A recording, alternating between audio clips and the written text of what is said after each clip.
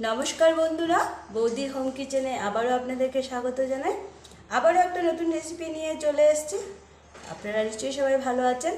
আপনারা দেখতেই পাচ্ছেন এখানে আমি যে সবজিটা নিয়েছি সেটা হলো কুমড়া, মানে চাল কুমড়া যেটাকে বলা হয়। আমি এইভাবে এটাকে পিস পিস করে কেটে নিয়েছি। এই সাইডগুলো একটু দাও দিয়ে চিড়ে চিড়ে দিয়েছি যাতে মশলাটা ভালো করে ঢুকে। এর আগেও আমি কুমড়ার একটা রেসিপি আপনাদের সাথে শেয়ার করেছি, আজকে আরেকটা, এটা একটু অন্যরকম। তো চলুন শুরু করা যাক। তা আমি এবার একটা মশলার পেস্ট বানিয়ে নিচ্ছি, সেটা দেখিয়ে দিচ্ছি আপনাদের। এখানে আছে সাদা তিল, আমি এখানে সাদা তিল নিয়ে নিচ্ছি। আমি 3 চামচের মতো সাদা তিল নিয়ে নিয়েছি। আর এর মধ্যে দিয়ে দিচ্ছি 1 চামচ মতো পোস্ত।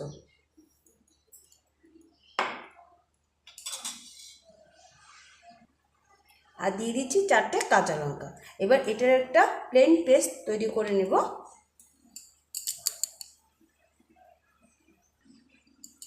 আমি কুমড়াটার মধ্যে পরিমাণ মতো হলুদ মাখিয়ে নিব, আর একটুখানি লঙ্কার গুঁড়া, যেহেতু আমি কাঁচা লঙ্কা পেস্ট করছি আর কুমড়াতে বেশি লঙ্কার গুঁড়ো ভালো লাগে না, সামান্য একটু লঙ্কার গুঁড়ো মিশিয়ে আমি কুমড়াটাকে প্রথমে ভাজা করে নেব একটু।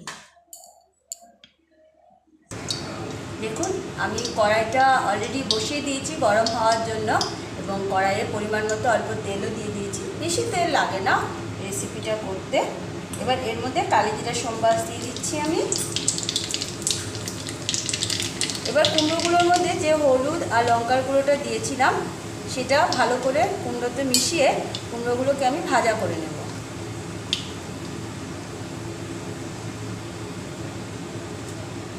তেলটা আমার অলরেডি গরম হয়ে গেছে।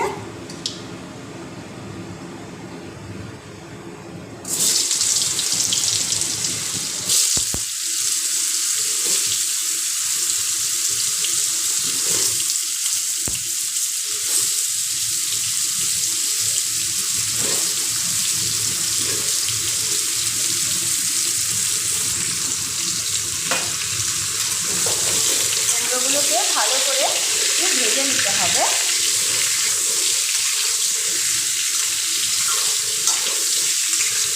ভালো করে আগে মিশিয়ে নিই।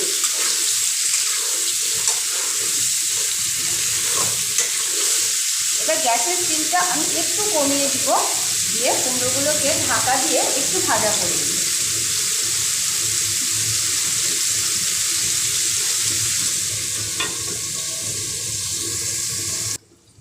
মাঝে মধ্যে ঢাকাটা খুলে একটু দেখতে হবে যে কুমড়োটার সবটা দিয়ে সুন্দর ভাজা হচ্ছে কিনা। সবগুলো কি সুন্দর ভাজা না হলে যখন আমি মশলাটা দেবো, মশলাটা দেওয়ার পর তো সাদা হয়ে ভেসে উঠবে। কুমড়োটা যাতে ভালো ভাজা হয় সেদিকটাকে প্রথমে লক্ষ্য রাখতে হবে। আর একটু আমি কুমড়োটা ভাজা করে নেব।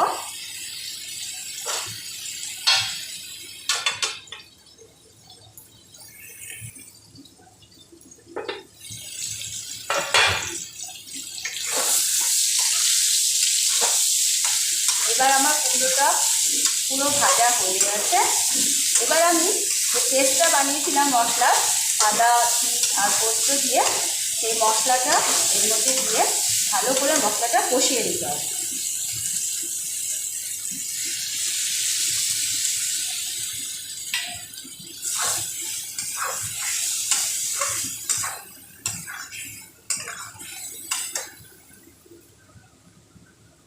এখন আমি এর মধ্যে দিয়ে দিচ্ছি পরিমাণ মতো লবণ।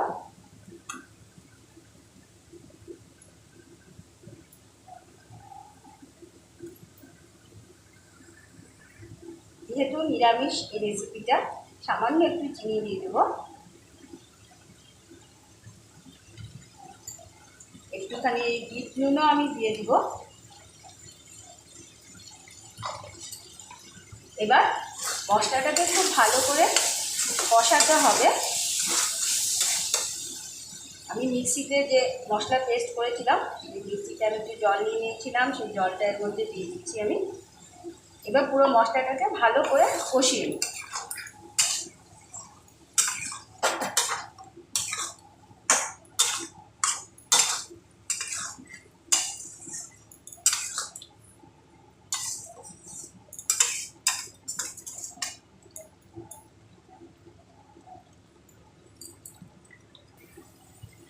দেখুন আস্তে আস্তে পুরো মশলার জলটা শুকিয়ে গেছে। এইভাবে মশলাটাকে কষিয়ে নিতে হবে ভালো করে।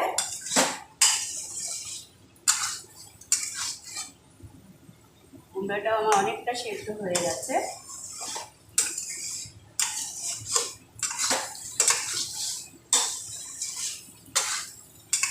একবার এইভাবে সাদা তিল দিয়ে পোস্ত দিয়ে কুমড়া বানিয়ে বাড়িতে খেয়ে দেখবেন, দারুণ লাগে। একটু ভিন্ন স্বাদ করে মাঝে মধ্যে খেতে হয়, একই রকমভাবে সবসময় খেলে তো ভালো লাগে না, না?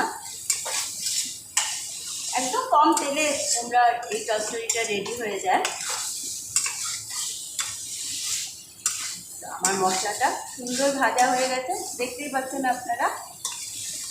এবার আমি এর মধ্যে পরিমাণ মতো অল্প জল দিয়ে দেবো, কেননা কুমড়ো অলরেডি অনেকটাই সিদ্ধ হয়ে গেছে, তো বেশি জলের আমার প্রয়োজন হবে না।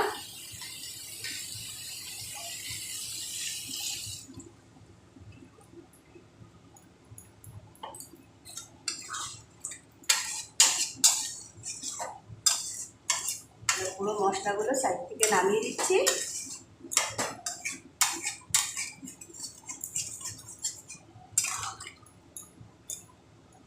ঝোলের সাথে ভালো করে মিশিয়ে এটা মাখা মাখা হবে একদম।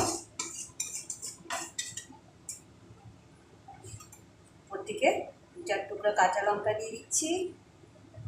এবার এটাকে ঢাকা দিয়ে দিব, ভালো সিদ্ধ হয়ে যাবে এবং ঝোলটা শুকিয়ে মাখা মাখা টাইপ হয়ে যাবে।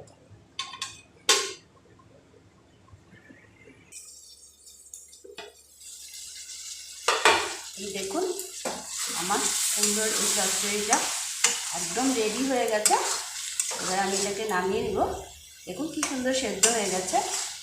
চলুন এটা নামিয়ে নিই।